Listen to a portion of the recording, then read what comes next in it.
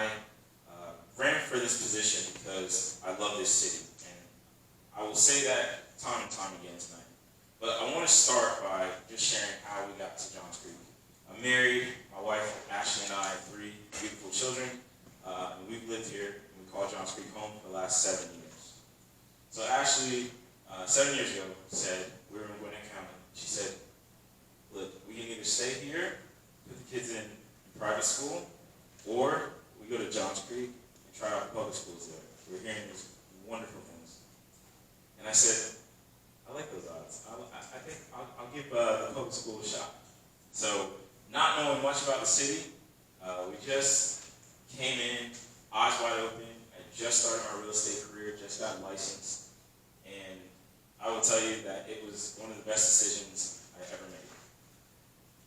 Here in the city, I've been able to serve in so many different capacities, whether that's within city government as a Board of Zoning Appeals member, whether that was at my children's elementary school, and sometimes at the middle school, serving on the Student Governance Council for OC Elementary, whether that was in our faith community. So I'm also a board member at Congregation Dor Tamid, where I've served as board member the past 3 years. I serve as a Sunday school teacher for 8th graders, and our curriculum is a very unique curriculum where we are doing comparative religion. So we actually study Judaism, but then also other faiths. So there's just been so many different areas and outlets in which I've been involved, and I want to continue that.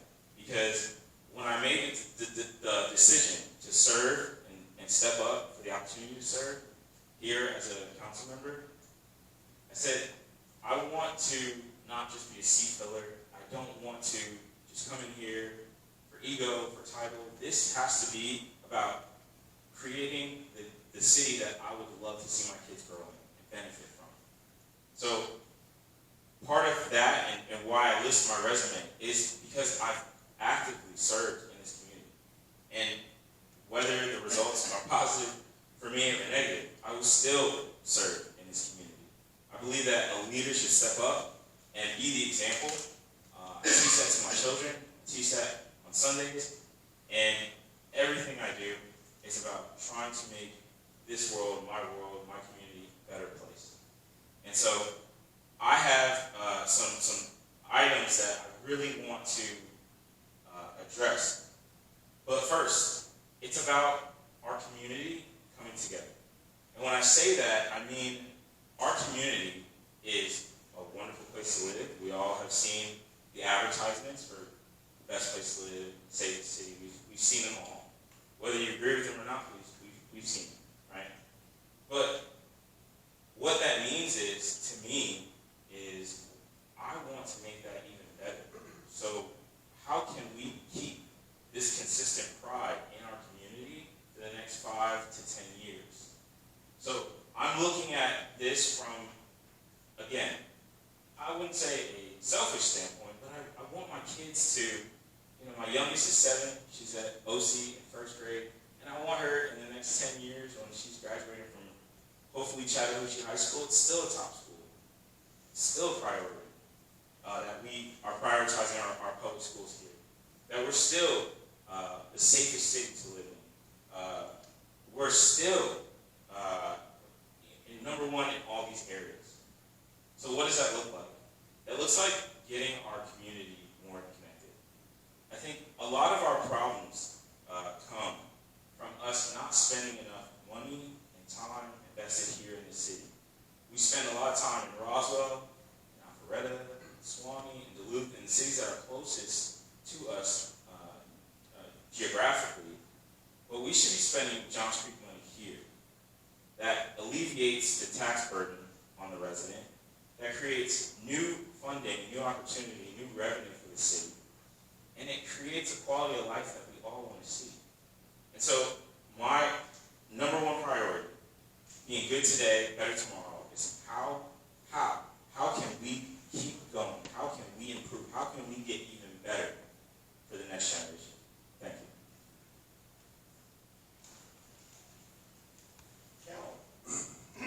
Cal Couch. All right, let's see if we can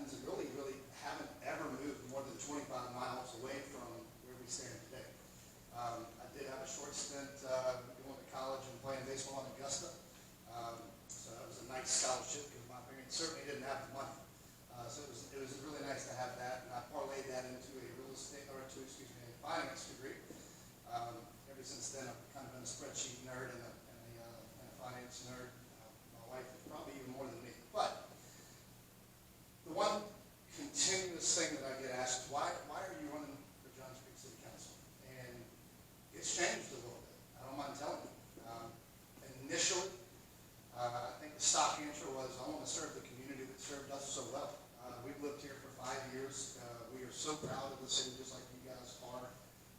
Kind of almost blown away when, you kind of pinch yourself and say, we're the nation's envy about where we live. And I always say that we live in the greatest country on the planet. We live in the best city in that country. That's hard to believe. It's amazing. So I take a lot of pride in raising my family here. I take a lot of pride in working in Johns Creek. I am a residential real estate person along with my wife. We've been selling here. My wife's been doing it 25 years as well as I have in the real estate world, all residential. So we're proud to live, work, and play here, and we want to see that continue at even a higher level. So there's a couple of things, and I said that the reason for running has changed. So unlike Larry, who's been doing this for years, and Tyler, who's served, I jumped into this not knowing a whole lot. And that's just the reality of the honesty.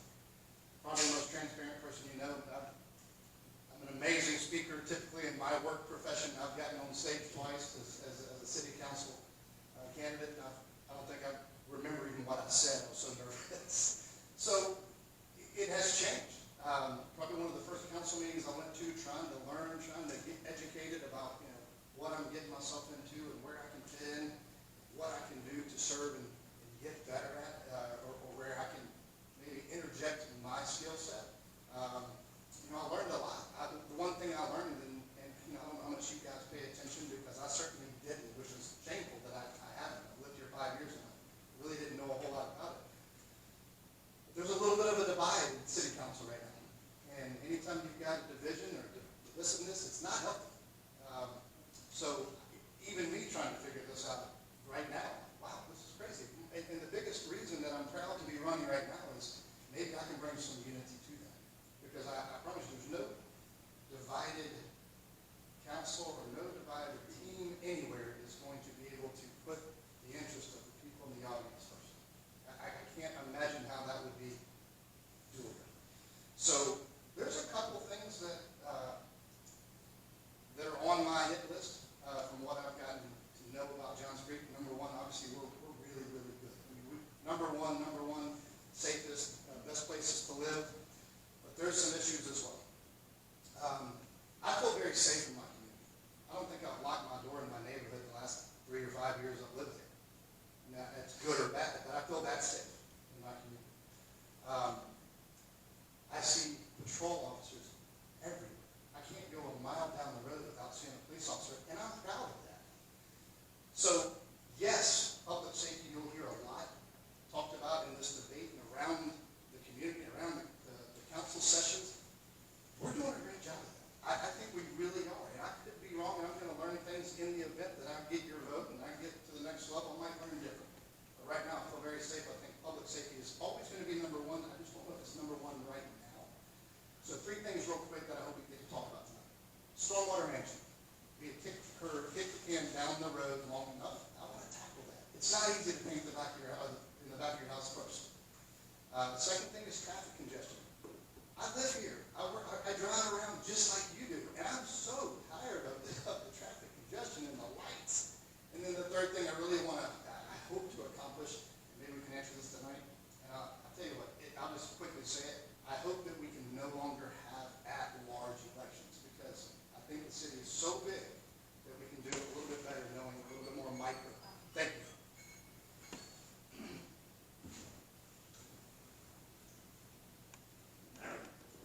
DiBiase? Yes. Comment? Yes. So, welcome everyone, and first and foremost, I want to thank Tom McCorrigan, Lori Carbone, and executive here for helping us put this together, and most importantly, thank you for being here, because your input, you're taking the time out of your busy schedule, and it matters that you're here. So, my name is Larry DiBiase, and I've been in Johns Creek for 31 years. Before Johns Creek was ever even a city. I raised a family here, and all through middle school, grammar school, and in high school, I built a career in technology, software, as well as real estate. And throughout the process, I have invested personally in giving back into the community. And it started well over 10 years ago. So I started my HOA. I was the Architectural Control Committee chairman. I was also the secretary of our HOA. Then I got asked to sit on the Northview Football Board Booster Club.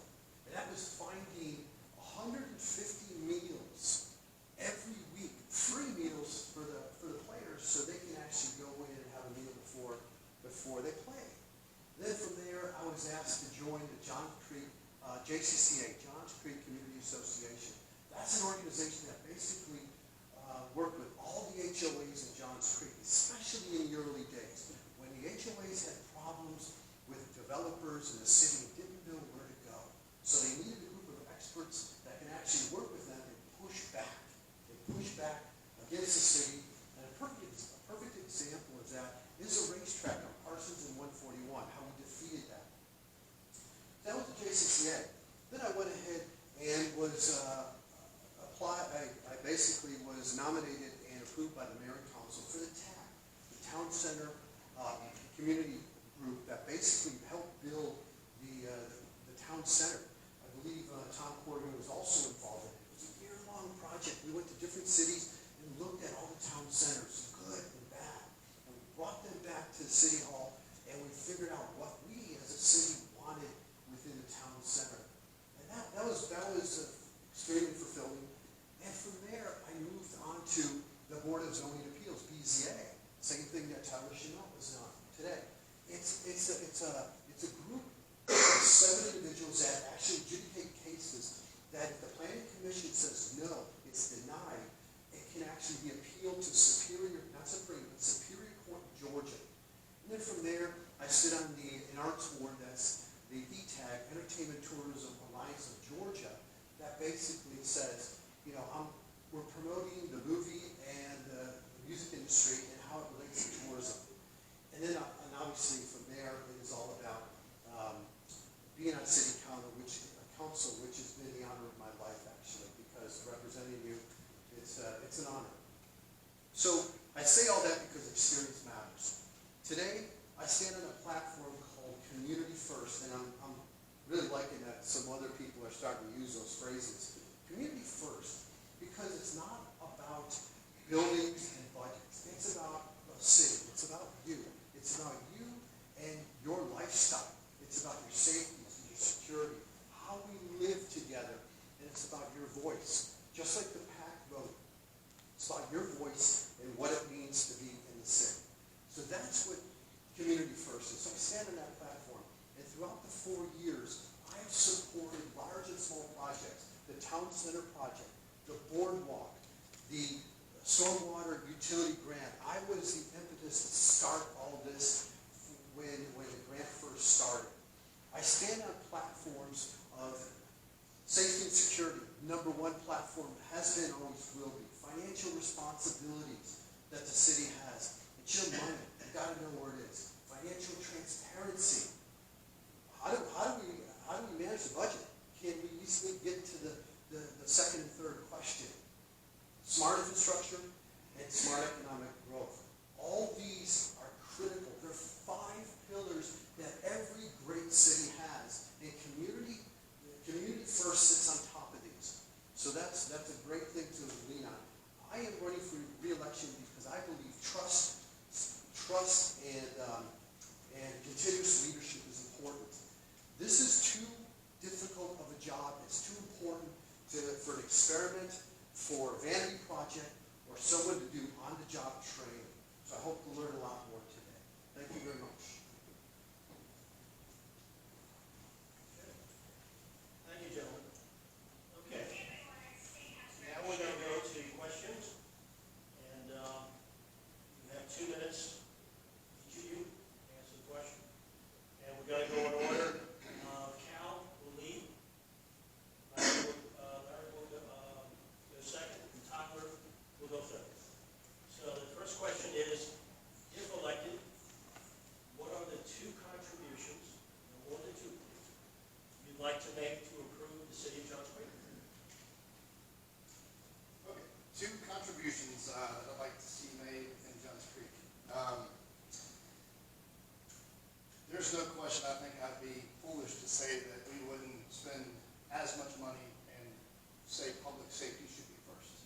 I know right now, currently, in the state that we're in right now, and this is election season, so you're seeing a lot of, between two mayors and some council members, whatever, saying we need to spend a lot of money on more police officers. And I'm not part of their conversations every month, so I don't know. But if I can tag along and say, hey, listen, public safety is number one to me, I think I would look at and assess the police officer situation. I've already kind of told you guys, I feel extremely safe, so it would be hard for me to, without hearing from a police chief, and I think we're going to hear from them coming up in one of the next council meetings. I look forward to that. But if I had to say, I would spend some money on the money first on getting a 911 call center. Right now, we are outsourcing that at Johns Creek, much like a lot of other cities.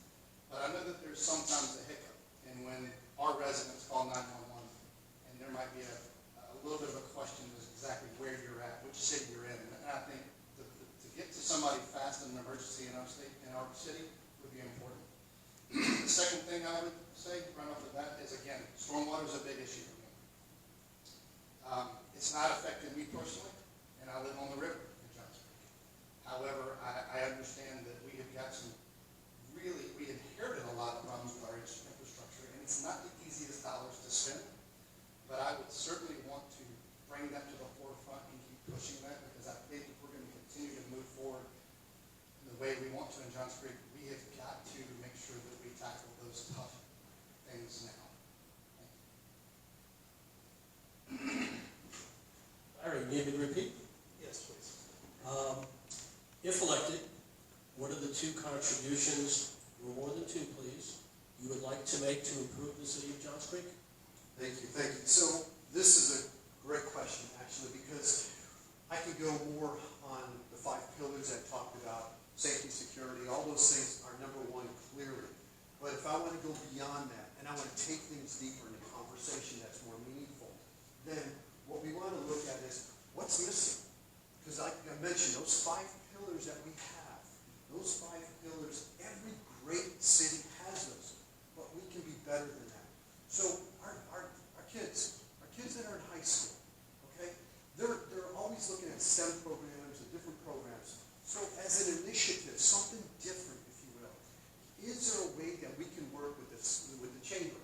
And we can work with local businesses, some large businesses, like the Boston Scientific, and let us set up a mentoring program for kids that are interested in STEM, for kids that may want to do more on the health, and welfare, and fitness side, to be sports. Can we find them internships? Can we be the facilitator so they're not just getting a job at the local fast food restaurant, but they're actually taking some real life lessons and they can move it forward? The city hasn't done anything like this. So that's number one. Number two, we've got to fix this budget process. The budget process is not transparent, which means we don't have all the information to make the proper decisions. So we have to fix that, fix it quickly before next year. Thank you. Tyler, if elected, what are the two contributions, no more than two, that you would like to make to improve the city of Johns Creek? Number one, and this will be the over-encompassing vision that I have, is a more connected city, like I said. Getting our residents more involved, whether that's at City Hall, whether that's in our local our businesses, spending more time in our parks. We need to reinvest back in Johns Creek. If you go to Medlock, in this neighborhood, if you're in this section of Johns Creek, your issues may be very different. In Shake Rag, OC, Barnwell, and that's a problem. Okay? We have multiple identities within the city, and we have a lot of our answers right here in our community. I've spoken to a lot of our neighbors who have wonderful ideas, and I say, that's great, so you should come to City Hall and present. I don't really do, that's for, But no, we have the ideas, we have the community, and we have everything we need right here to spend that time and energy here. The next thing would be our businesses. And our small businesses another avenue where we're keeping the tax burden off you as a resident. We're looking at other ways for them to spend money, for our businesses to produce. We want to keep that money here in Johns Creek, reinvest that, and put that back into the budget, help off taxes, you name it, right? The local small businesses really help. Instead of us spending Johns Creek money in Avalon and Halcyon and Peachtree Corners, we can spend that money here, funding our wants and needs. That to me is so important. And when you get to the main thing, keeping the main thing. When our city's connected, we spend money here. Our quality of life continues to grow. We're spending time in parks, and we're reinvesting back in the community we know and love. Okay. Larry, you're going to kick this one. Regarding the Performing Arts Center referendum, would you abide by the voters' choice regardless of your personal preference? That answer is pure and simple, absolutely yes. I believe that we all voted to put it on the referendum, put it to the voters. We all voted for a GO bond. And so I may be careful what I can say and what I can't hear. But yes, I would, if it's a yes vote, if the referendum wins, I will support it 100%. If it's no, then we will move on. And just so everyone knows, and I've mentioned this before, I started preparing the city is that if it's a yes vote, I have tried to make it a soft financial landing for the city. So I've reached out to very large organization, very large media company that basically came in, and I had significant meetings with city managers, the head of the symphony, and some other very well-connected people with the symphony here. And they are 100% interested in actually running the Performing Arts Center. They're actually interested in taking the naming rights for the Performing Arts Center.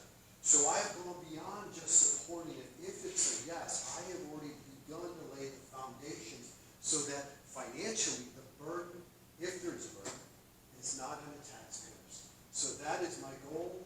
And so to answer your question, yes, I will support it either direction 100%.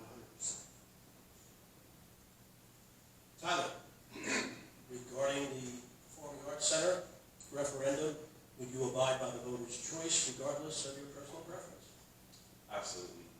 That goes without saying. I believe it was the right decision for the city to decide on what they want for their city. If it's a yes, then I will be the loudest voice on council to look for private and public partnership to get this off the taxpayer. Right now, our city has a lot of attention on it. It's got a lot of eyes on our city because we're doing a lot of really good things.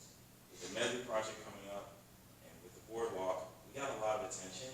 We can reach out to some of these corporations, whether local or national, and say, hey, why don't you come in, be the local hero, take this off the people, take this burden off the people, and let's have this space that many of us want without it burdening our residents.